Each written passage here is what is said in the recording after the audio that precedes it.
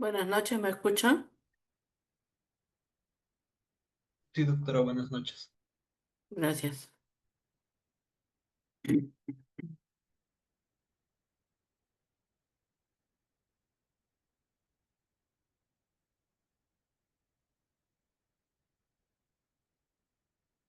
¿Me pueden decir, por favor, si están mirando mi diapositiva? Sí se ve, doctora. Ok. Bueno, el día de hoy vamos a hacer una clase que es muy importante, que es la insuficiencia respiratoria. Es un término que se utiliza solamente cuando tenemos gases arteriales. Entonces, si vemos en emergencia un paciente que está agitado, desesperado por aire, que está utilizando músculos accesorios, que está desesperado, aún así no podemos decir que está en insuficiencia respiratoria. ¿Por qué? Porque necesitamos un examen que se llama gases arteriales.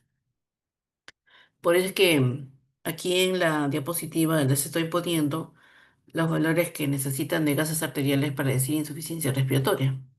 Entonces, la presión de oxígeno arterial tendría que estar en menos de 60 milímetros de mercurio o la presión de CO2 mayor de 50 para decir que está el paciente en insuficiencia respiratoria. Entonces vamos a hablar sobre un poco de definición, la curva de disociación, qué son los gases, cómo se toman los gases arteriales y cuáles son los mecanismos de insuficiencia respiratoria. Clásicamente ven ustedes ahí un reporte, ¿no? Un artículo científico donde se ve cuando se describió por primera vez la insuficiencia respiratoria en un paciente que tenía distrés respiratorio agudo, ¿no? Y justamente ahí se vio que la definición tiene que ver con el intercambio gaseoso y que la presión arterial de oxígeno debería estar menos de 60 o la presión de CO2 más de 50 para decir, catalogarlo como insuficiencia respiratoria. Solamente para que vean ustedes, recuerden la curva de disociación, ¿no? Esta curva lo que trata de ver es cuánta afinidad tiene la hemoglobina por el oxígeno, porque ustedes saben que la hemoglobina es la que transporta el oxígeno a los tejidos. Entonces, si la hemoglobina tiene mucha afinidad por el oxígeno, no la suelta el tejido, ¿no? Y es cuando se va la curva hacia este lado. Y más bien cuando la hemoglobina tiene menos afinidad, tiene mayor posibilidad de entregar el oxígeno al tejido. Y ocurre cuando el paciente está en acidosis metabólica o cuando está con hipertermia o cuando hay el aumento del 2,3-difluorouracilo, ¿no? Entonces eso permite que la hemoglobina pueda entregar el oxígeno. Entonces cuando la hemoglobina entrega el oxígeno se convierte en desoxihemoglobina o hemoglobina reducida. ¿Cómo se toman los gases arteriales? Generalmente se toma de la arteria radial, pero se puede tomar de cualquier arteria. ¿Ya? Entonces, cuando se toma de la arteria radial, uno tiene que hacer esta maniobra, que es la de encontrar pulso tanto radial como el cubital. ¿Por qué es necesario? Porque uno puede dañar la arteria radial y si no tiene la arteria cubital va a tener problemas para irrigar la mano. Una vez que yo sé que tiene esas dos pulsos, palpo bien el pulso radial, limpio, desinfecto y entonces meto una aguja y voy a sacar sangre. Entonces, ¿cómo sé yo que es una sangre arterial?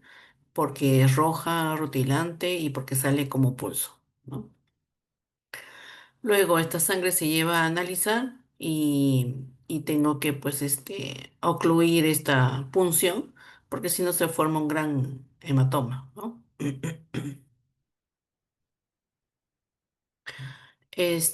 Para interpretar los gases arteriales es importante que ustedes sepan de que a más hidrogeniones el pH va a ir hacia la acidez, ¿no? Y mientras menos hidrogeniones el pH va a ir a lo alcalino. Entonces es importante que sepan ustedes también que el pH es inversamente proporcional, pues entonces a la cantidad de hidrogeniones. Esos son los valores normales de un gases arteriales, ¿ya? El pH 7,35. Ustedes pueden aprenderse 7,4 más menos 5, ¿no? O 0,5. El PCO2 generalmente es 40, también 40 más menos 5. El bicarbonato es 24 más menos 2. Y la presión arterial de oxígeno siempre es más de 80. Entonces, cuando el pH es bajo, menos de 7,35, hablamos de acidosis. Cuando el pH es más de 7,45, hablamos de alcalosis, ¿no? Y dentro de los componentes de la sangre que conforman el buffer, tenemos a la presión de CO2. La presión de CO2 se toma como si fuese algo ácido, ¿ya? Entonces, si yo tengo más presión de CO2, mi pH es más ácido también. En cambio, el bicarbonato no, lo tomo como si fuese algo más básico, ¿no? Más base. Entonces, a más bicarbonato, más alcalino tengo la sangre. Ok. Y tenemos este sistema de tampón, donde los iones hidrogeniones se van a combinar con la enzima anhidrasa carbónica y van a formar el agua y el CO2 que yo puedo eliminar. Entonces, un paciente, por ejemplo, que tenga una acidosis metabólica porque tiene insuficiencia renal, supongamos, ¿ya? Entonces tiene bastante ácido. Entonces hace esta conversión y entonces comienza a respirar más frecuentemente para botar su CO2. ¿Por qué? Porque esa es la forma de compensarlo.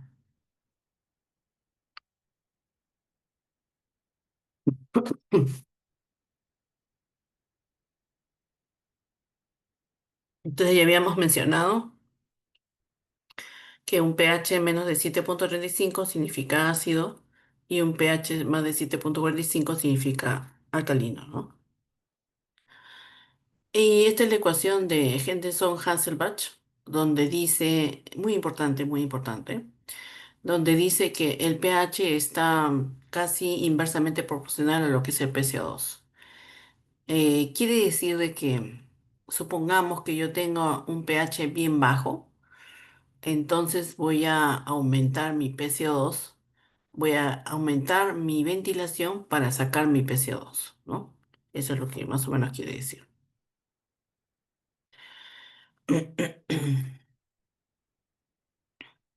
Entonces, también podríamos decir que el pH es directamente proporcional al bicarbonato e inversamente proporcional al CO2,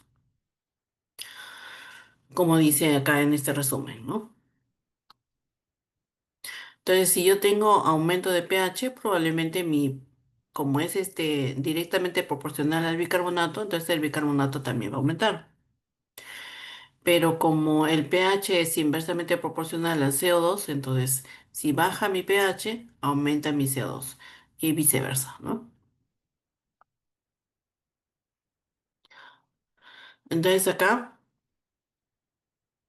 vamos a ver acidosis metabólica. En acidosis metabólica, ¿cómo creen ustedes que está el pH? A ver, ¿alguien me puede decir?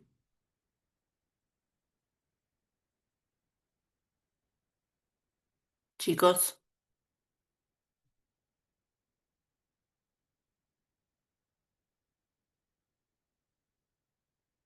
¿alguien me puede decir cómo está el pH en acidosis metabólica?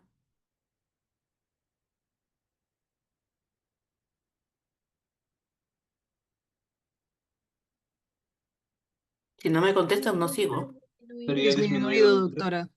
Tiene que estar disminuido, claro. Entonces, en una acidosis metabólica voy a tener yo mi pH disminuido. ¿Cómo estará el CO2? Aumentado. Disminuido. Tiene que estar disminuido, ¿no es cierto? Como forma de compensación. Pero sí, sí creo. Ya. Entonces, en acidosis metabólica también mi bicarbonato está disminuido, ¿no es cierto? Porque yo tengo que tener menos base para que continúe mi acidosis metabólica. Y habíamos dicho que el PCO2 era inversamente proporcional o directamente proporcional al pH. Inversamente. Exactamente. Entonces, ¿qué tendría que estar? Elevado. Así es. Después sale. En alcalosis metabólica, el pH está elevado. ¿Cómo estará el bicarbonato?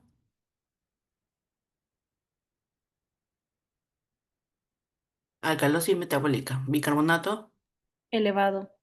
elevado. Muy bien. Ya.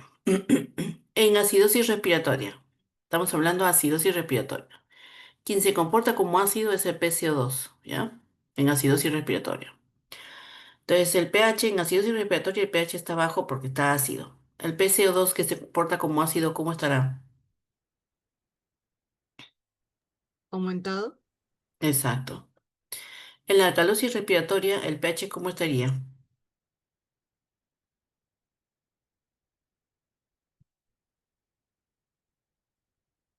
Alcalosis respiratoria. ¿Cómo estaría el pH? Aumentado, doctora. Aumentado. ¿Y cómo estaría el PCO2 si el PCO2 es ácido? Disminuido. Exacto. Entonces, lo que ustedes pueden comprobar acá es lo que estábamos diciendo de esa ecuación de Henderson-Hasselbalch, donde el pH es directamente proporcional al bicarbonato, pero el pH es inversamente proporcional al PCO2. ¿Ya? Muy bien. Ahí tenemos nuevamente los valores normales. No se olviden, pH 7,30 más menos 0,5, PCO2 40 más menos 0, más menos 5, bicarbonato 24 más menos 2. ¿Ya? Sin embargo, estos valores no son estables, ¿no? Estos valores pueden variar y especialmente varían de acuerdo a la altitud, ¿no? Entonces, nuestras personas, por ejemplo, que viven en Cerro de Pasco, que viven en Puno, probablemente su cantidad de PO2, de arterial de oxígeno, está disminuido. Si nosotros a nivel del mar tenemos un PO2 más de 80, a nivel de la altura, esto disminuye, ¿no? No quiere decir que está disminuido en ellos, sino que esto es, para ellos, es normal, ¿no? Entonces hay que tener en cuenta cuando veamos o cuando ustedes vayan a hacer serum en alguna departamento que tenga altura, y que justamente una de las enfermedades que da muy frecuentemente a los turistas, que es mal de altura, que ustedes tomen en cuenta estos datos para saber si es normal o no es normal su presión de arterial de oxígeno, ¿no? Igual que también si uno es varón o mujer, también puede variar en cierta manera la cantidad de estándares, ¿no? Tanto de la presión de oxígeno, de CO2, etcétera. Muy bien. Ya. Entonces, habíamos dicho como ejemplo una acidosis metabólica, el pH está disminuido y su bicarbonato está también disminuido, porque el pH habíamos dicho que era directamente proporcional al bicarbonato disminuido, ¿no? Y al contrario, en la acidosis respiratoria el pH es inversamente proporcional al CO2. Entonces, si yo tengo acidosis respiratoria con pH disminuido, el CO2 tiene que estar aumentado. Am, Siempre vamos a tener un trastorno primario y un trastorno secundario o compensatorio, ¿ya? Supongamos que tengo una acidosis metabólica, un paciente que tiene una cetoacidosis diabética y entonces su pH está disminuido y su bicarbonato también está disminuido. Entonces, en forma compensatoria, este ácido lo tiene que eliminar y la forma más rápida de eliminarlo es por la ventilación. Entonces lo que hace es ventilar rápidamente para botar su CO2, ¿no? Eso se llama esa respiración de Kussmaul. Muy bien. Entonces, cuando vemos un trastorno primario, por ejemplo, una alcalosis respiratoria, también vamos a ver el trastorno que esté compensado, ¿no? Si es una alcalosis respiratoria, generalmente la compensación es lo opuesto, una acidosis metabólica. Es necesario que ustedes sepan las fases de la, este, de la respiración, ¿no? Primero, esto es en gráfica, la parte de la vía aérea, los bronquios. Esto está graficado como si fuese el alveolo. Esto que está alrededor es el intersticio y esto vendría a ser el capilar pulmonar, ¿no? La arteria pulmonar y la vena pulmonar. Entonces, cuando utilizamos cualquier mecanismo para meter el aire, eso se llama ventilación. Entonces, ¿qué cosa necesito yo para ventilar?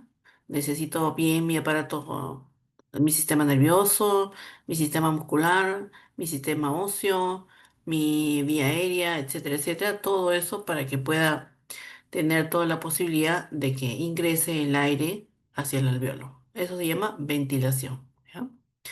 Difusión, ¿qué se llama? Se llama difusión cuando hay un intercambio de gases.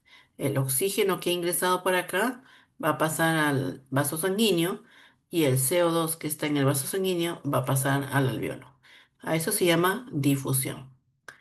Y perfusión se llama a la circulación, ¿no?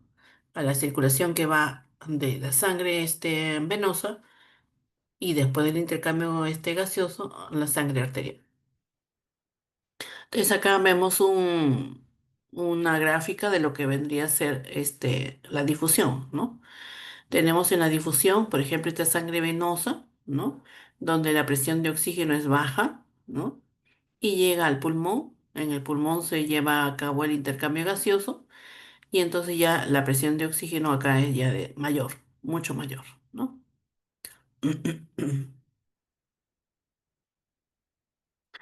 Hay partes del aparato respiratorio que se denomina espacio muerto anatómico, como son la tráquea, los bronquios principales, los bronquios secundarios, hasta los bronquiolos respiratorios, ¿no?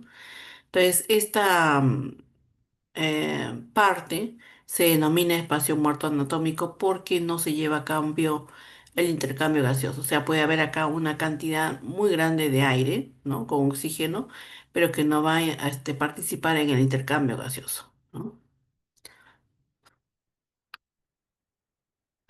También es importante que sepamos que el pulmón, a pesar de ser un órgano macizo, no tiene las mismas características en todas sus regiones, ¿no? Acá ven ustedes que la presión, perdón, la presión intrapleural en la parte del ápice es menor que la presión intrapleural que se encuentra en las bases.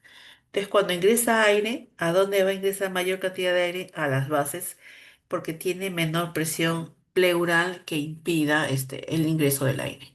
¿Ya?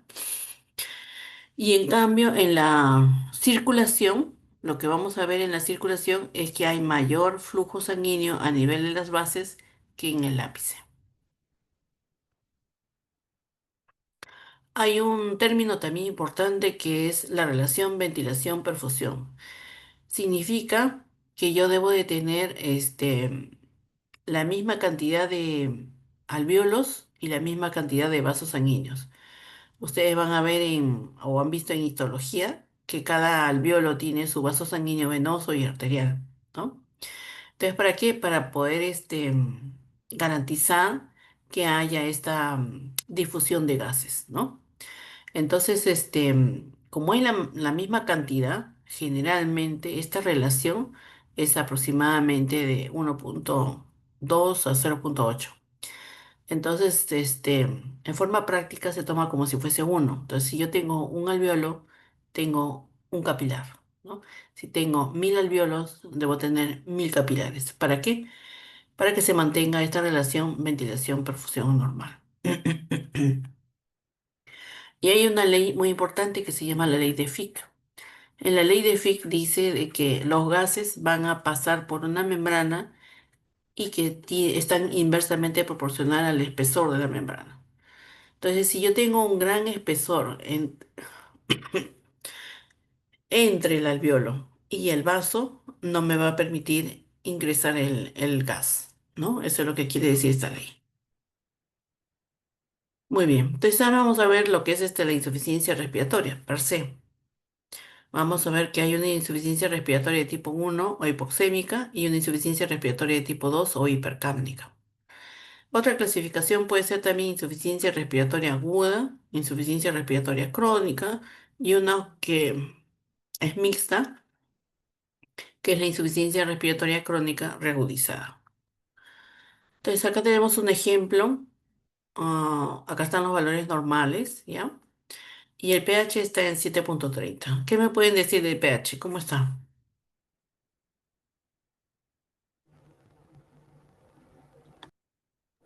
¿Normal? No, doctora. Hemos dicho el pH es de 7,36 a 7,44 y acá encuentras Disminuido. un pH de 7,30, ¿no? Está menos de 7,36. Entonces está disminuido. ¿Cómo se dice cuando el pH está disminuido en sangre? Eso se llama acidemia, ¿ya? Acidemia. ¿Cómo está el PCO2? ¿Está normal? Aumentado. Sí, está aumentado. Y yo había dicho de que un paciente puede tener insuficiencia respiratoria de tipo 2 cuando el PCO2 es mayor de, ¿cuánto dije? Mayor de 50, ¿ya? Entonces está aumentado, ¿no? Si está aumentado, el pH está en ácido y el PCO2 es ácido, también está aumentado. ¿Qué acidosis será? ¿Respiratoria o metabólica? No se olviden de que el PCO2 representa a lo respiratorio, ¿ya? Entonces, ¿qué sería? ¿Acidosis qué? Respiratoria y metabólica.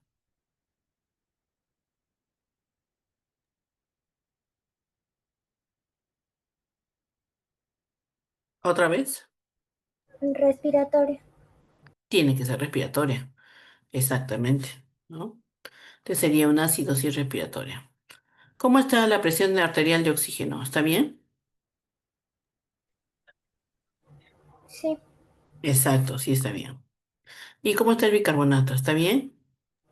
sí. Sí. Así es. Entonces yo tengo una acidosis respiratoria. La forma de compensarlo sería con el bicarbonato. Pero el bicarbonato depende del riñón y para que el riñón compense tiene que pasar varios días. Entonces, cuando yo lo encuentro normal, significa que no ha tenido tiempo para compensarlo. Entonces, eso significa que este trastorno es agudo porque el riñón no ha tenido tiempo de compensar. ¿Ya? Entonces, estamos hablando de una acidosis respiratoria aguda porque no está compensada por el riñón. Pero si yo les preguntara, ese paciente que aparentemente tiene acidosis respiratoria, ¿tiene también insuficiencia respiratoria de tipo 2 por PCO2?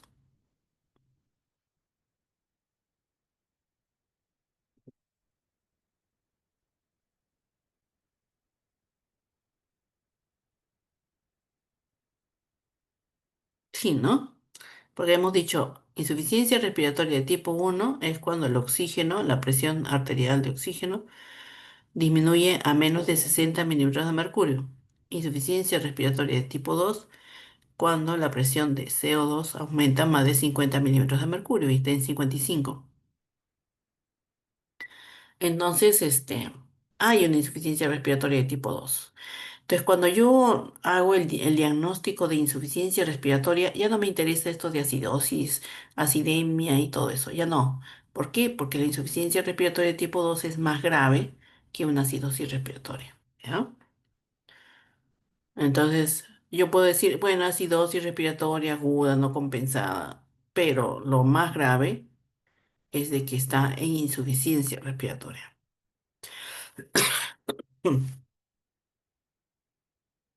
Ahora vamos a ver los mecanismos de la insuficiencia respiratoria. Un mecanismo es la disminución de la presión inspirada de oxígeno. ¿Qué significa? Acá tengo mi vía aérea, mi alveolo, mi vaso sanguíneo, pero lo que falta es la cantidad de oxígeno en el medio ambiente, ¿ya? Que puede ocurrir, por ejemplo, cuando un paciente está, no sé, en la altura, ¿no? Cuando está encerrado, cuando se queda, por ejemplo, no sé, lo quieren matar y lo ponen en un ataúd totalmente encerrado. Entonces está bien su pulmón, está todo bien, su aparato respiratorio, puede respirar. Lo que no hay es la cantidad suficiente de oxígeno en el medio ambiente. A eso se llama disminución de la fracción inspirada de oxígeno, ¿ya? Entonces, a nivel del mar puedo tener una presión parcial de oxígeno de 100%, pero en los Andes baja mucho más, ¿no? Por eso es que los pacientes que están en la altura tienden a tener mayor eritrocitos, ¿no? Porque tratan de compensar esta hipoxemia.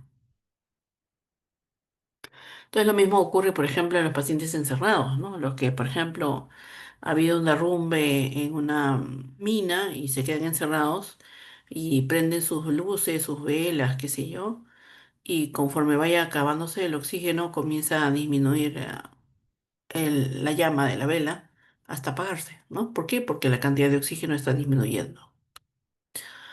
Entonces ahí hay una disminución de la fracción inspirada de oxígeno. El oxígeno, la presión de oxígeno es la que va a disminuir. Entonces, ¿qué tipo de insuficiencia respiratoria tendrá? ¿Uno o dos? ¿Qué creen?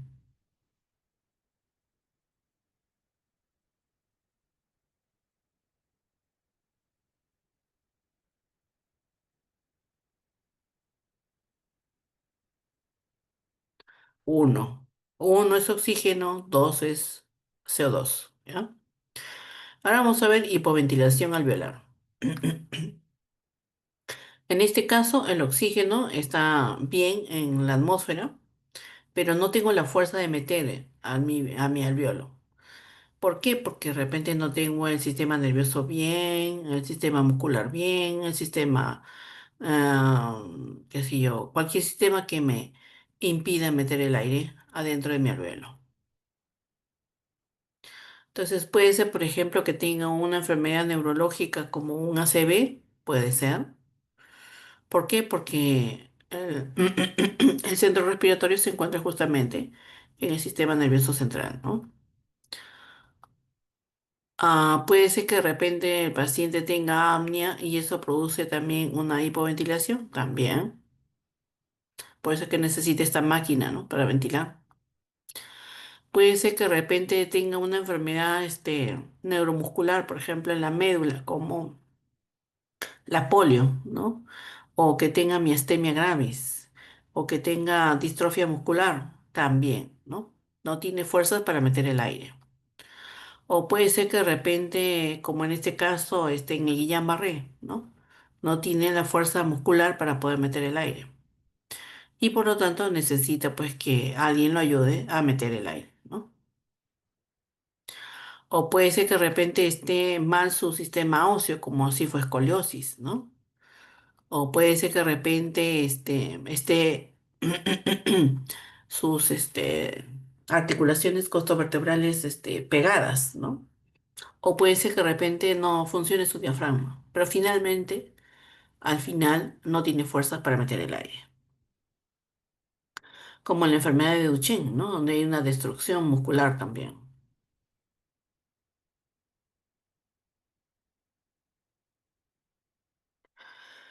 Entonces, en el caso de que un paciente no ventile, ¿se acuerdan?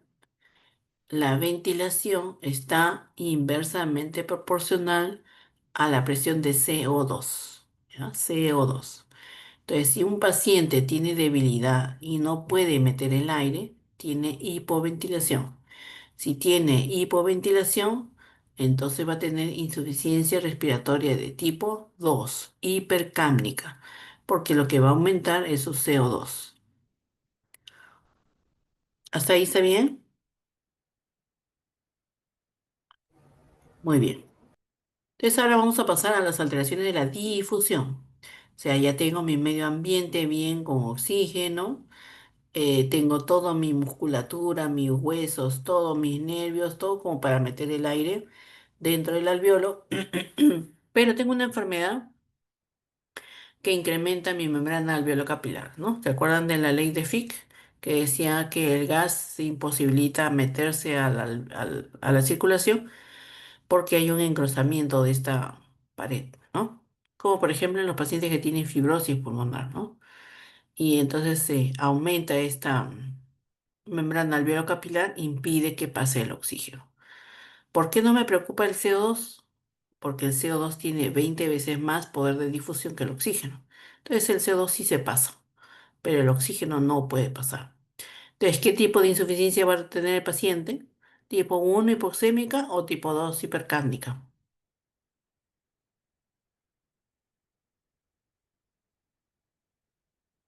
Chicos, Tipo 2. uno, doctora, si estamos hablando de oxígeno. El oxígeno no puede pasar al capilar. Entonces, cuando es dificultad para el oxígeno, es tipo 1. Y hemos dicho de que del capilar sí puede salir el CO2 porque tiene 20 veces más poder de difusión, entonces no le pasa nada al CO2. ¿Ya? Entonces es tipo 1, hipoxémica.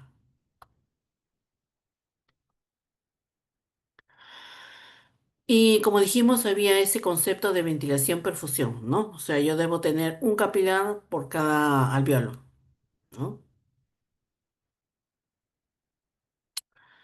Y que esa relación ventilación-perfusión más o menos va de 0,8 a 1,2, es decir, a 1. Un alveolo, un capilar. 1.000 alveolos, 1.000 capilares. Entonces, acá tenemos la representación del alveolo y acá están los capilares, ¿no? Viene capilar con sangre venosa, hace el intercambio y sale con sangre arterial.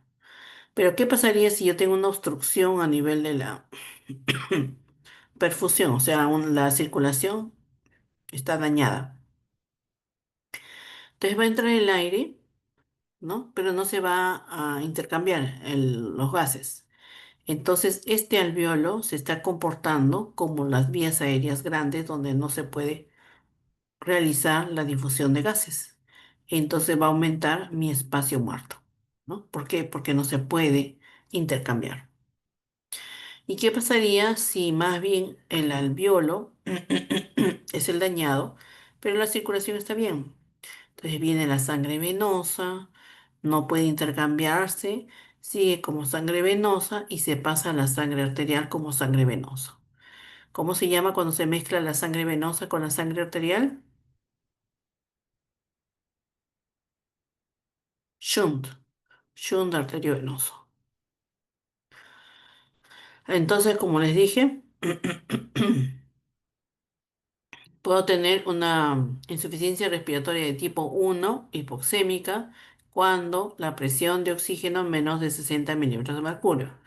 Y puedo tener una insuficiencia respiratoria de tipo 2 o hipercápnica cuando la presión de CO2 sea mayor de 50 milímetros de mercurio.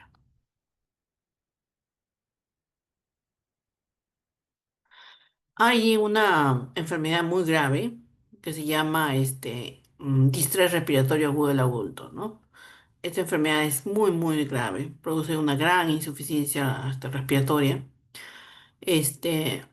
Puede ser por cualquier microorganismo y que finalmente hay una inflamación y esa inflamación se convierte en una fibrosis, ¿no? Como ven acá, este es un alveolo normal que tiene sus células tipo 1, tipo 2, su macrófago, sustancia surfactante, acá está su capilar, esta es su membrana alveolo-capilar normal. Entonces, cuando hay este proceso inflamatorio, lo que se va a hacer es inactivarse la sustancia surfactante y se van a colapsar los alveolos. Va a haber células de la inflamación como neutrófilos, macrófagos. Van a haber citoquinas proinflamatorias que van a ser originadas por el macrófago. Además, el neutrófilo se va a destruir y va a producir fibrina, ¿no? Va a haber coagulación, ¿no? En la sangre, coagulación. Y también va a haber sustancias, radicales libres, proteasas en el intersticio, ¿no? Entonces es una gran, gran enfermedad, que es muy mortal, ¿no? Muy bien. Lo mismo. Y finalmente vamos a hablar de un término que se llama gradiente alveolar arterial. ¿Qué significa la gradiente alveolar arterial? Significa que yo voy a restar la presión del alveolo, del oxígeno que está en el alveolo, menos la presión de la arteria, del oxígeno que está en la arteria. ¿Ya? En teoría, si yo meto el alvéolo como 100 de oxígeno, en mi sangre debería haber como 100. Y eso significaría que mi pulmón está funcionando bien porque por ahí va a pasar, ¿no es cierto? No es como, o sea, esta resta tiene que ser bien baja, ¿no? Como por ejemplo acá, ¿no? De 5 a 14 milímetros de mercurio. Es lo normal. Entonces, la diferencia entre el oxígeno del alvéolo y el oxígeno en la arteria debe ser así, pequeñita, de 5 a 14. Y eso significa que mi pulmón está normal. Entonces, cuando está alta, es porque el pulmón no está bien. Entonces, la gradiente alveolar arterial me dice si el pulmón está bien o no está bien. En relación a los síntomas, generalmente la hipoxia, la hipoxemia, hace que el paciente esté intranquilo, ¿no? Yo tuve una paciente, por ejemplo, que rompía las ventanas, ¿no? Cada vez que le faltaba el oxígeno. Y al contrario, la hipercapnia es el paciente que está somnoliento, que tiende a dormirse, ¿no? Que está apotagado. Son muy diferentes sus manifestaciones clínicas. Acá tengo un ejercicio, dice, un estudio de un paciente que tiene disnea.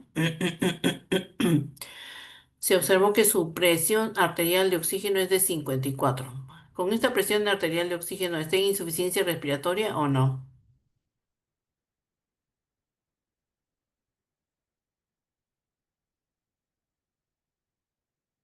Sí está, que hemos dicho, menos de 60 es insuficiencia respiratoria. Y su presión de anhídrido carbónico o de CO2 es de 65. También hay una insuficiencia respiratoria tipo 2, porque hemos dicho más de 50 también es insuficiencia respiratoria de tipo 2, ¿no? Entonces un paciente puede tener ambas, insuficiencia respiratoria 1, insuficiencia respiratoria de tipo 2. Pero dice que su gradiente alveolar arterial es de 14. Acá, de 5 a 14. La resta entre la presión alveolar de oxígeno y la presión arterial de oxígeno es 14. Entonces, de acuerdo a esto, ¿qué enfermedad puede tener el paciente? Una enfermedad pulmonar obstructiva crónica, una fibrosis pulmonar, un tromboembolismo pulmonar o una enfermedad neuromuscular.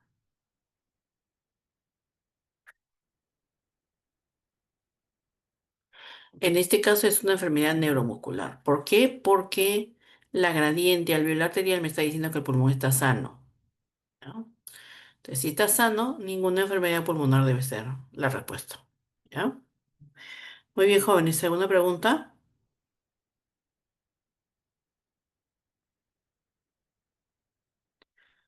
Ok. Ya les voy a colgar su clase, ¿ya? Gracias. Gracias. Gracias, doctora. Gracias, Gracias, doctora. Gracias, doctora. doctora.